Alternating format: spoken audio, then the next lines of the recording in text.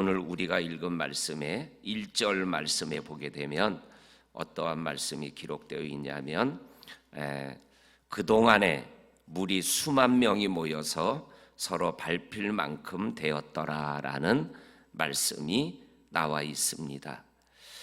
수많은 사람들이 예수님에게 모여서 예수님의 말씀도 듣고 예수님의 기적도 경험하고 예수님이 먹여주시는 음식도 먹으면서 지나가는 이러한 무리들의 모습이 성경에 보면 여러 군데에서 나와 있는 것을 보게 되어집니다. 그런데 오늘 우리가 좀 관심 있게 눈을 고정시켜야 될 말씀이 뭐냐면 1절 중반에 보게 되게 되면 예수께서 먼저 제자들에게 말씀하여 이르시되라는 요 말씀입니다. 수만 명의 무리들이 모였는데 예수님께서는 수만 명을 대상으로 말씀을 시작하신 것이 아니라 먼저 제자들에게 말씀을 전하기 시작했다라고 말씀하여 주고 계십니다. 그리고 무리들에게 말씀하여 주는 내용은 13절 이후에 보게 되면 무리들 중에서 예수님에게 질문하고 예수님이 대답하는 그러한 장면의 모습을 우리들이 보게 되어집니다. 이러한 모습은 마태복음 5장 1절에서도 우리들이 읽어보게 되어집니다. 예수께서 무리들과 함께 있었다. 그런데 예수께서 산에 올라가 앉으시니 그 다음에 나오는 말씀이 뭐예요? 무리들이 따라 올라가 앉았다가 아니라 제자들이 따라가 올라가 앉으시니 이에 가르쳐 말씀하여 이르시되 가난한 자는 복이 있나니 라는 산상수훈의 말씀을 통해서 쭉 기록되어져 있는 말씀을 보게 되어집니다. 이렇게 예수님께서는 많은 무리들을 접촉하며 지내셨지만 그러나 항상 예수님의 마음, 예수님의 시각에는 제자들이 우선이었다라는 것을 성경은 여러 곳에서 말씀하고 있는 것을 보게 되어집니다. 병행부가 나오는 마태복음 10장이 말씀이 다 끝난 다음에 마태복음 11장에 있는 말씀에 보게 되면 11장 1절 말씀이 어떻게 시작이 되냐면 예수께서 12 제자에게 명하시기를 마치시고 라는 말씀이 나옵니다. 그러니까는 마태복음 10장에 나오는 말씀은 예수님이 제자들에게 말씀했던 말씀이다 라는 것을 우리들이 확인할 수 있게 됩니다.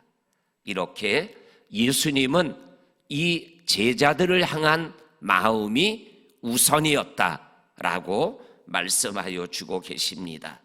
그 다음에 예수께서 먼저 제자들에게 말씀했다라는 이 먼저의 개념은 또 하나가 있는데 그게 뭐냐면 오늘 우리가 읽은 말씀에 보게 되면 제자들에게 예수님이 말씀하는 내용이 한 3가지 정도 나옵니다.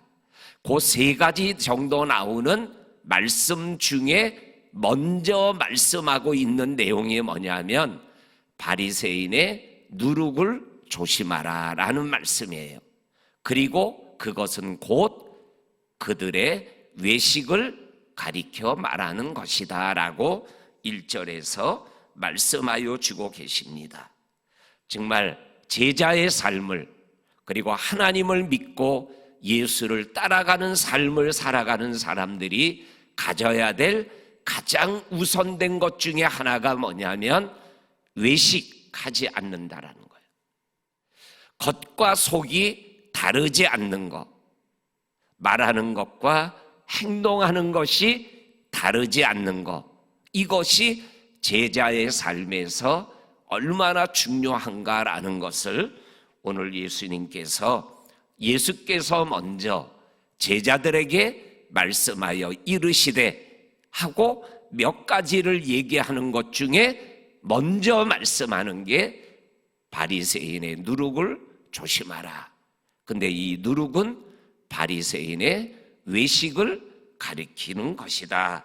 이 말씀을 우리들이 좀 더 깊이 마음에 새기며 우리의 삶에 겉과 속이 같을 수 있는, 말하는 것과 행동하는 것이 같아지는 이러한 삶이 바로 하나님이, 예수님이 원하시는 제자의 삶이다라는 것입니다.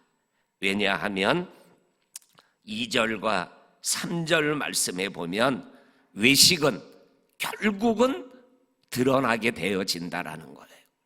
이 외식, 겉과 속이 다른 모습은 얼마 정도는 감출 수 있을지는 모르지만, 그러나 시간이 지나면 저거 거짓말이구나, 저거 가면을 쓴 거구나 라는 것을 결국은 드러나게 되고 알게 되어진다라는 거예요. 그 모습이 오늘 2절부터 3절까지 보게 되면 4가지로 반복해서 외식은 결국은 드러나게 되어진다라는 것을 말씀하고 있는 것을 통해서 외식하지 않는 믿음의 삶을 생활해 나간다라는 것, 이것이 얼마나 중요한가라는 것을 말씀하여 주고 계십니다. 그 다음에 오늘 두 번째로 말씀하여 주는 말씀이 뭐냐면 제자들에게 하는 말씀입니다. 4절에 보면 내가 내 친구 너희에게 말하노니, 그러니까 제자들을 친구라고 친밀하게 말씀하면서 말씀하는 두 번째 말씀의 내용이 뭐냐면 몸을 죽이는 자를 두려워하지 말고 몸을 죽인 후에 그를 지옥에 던지는 권세가 있는 하나님을 두려워하라, 이렇게 말씀하고 있는 것을 읽어보게 되어집니다. 이 말씀을 묵상하다가 제가 설교 노트에 이렇게 써놓았습니다. 두려움으로 두려움을 이겨라.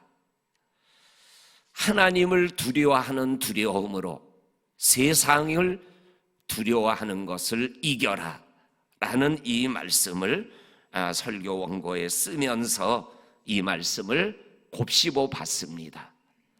정말 두려워할 것들이 많이 있는 것 같은 세상에서 우리가 하나님의 사람으로, 예수 믿는 사람으로 살아가고 있지만 진짜 두려워할 것이 무엇인가 라는 것을 오늘 예수님께서 제자들에게 말씀하여 주고 계십니다. 우리 성도님들, 보이지 않는 하나님이 보이는 하나님처럼 느낄 수 있는 영적인 감정, 영적인 마음이 뭐냐면 하나님을 두려워하는 것입니다.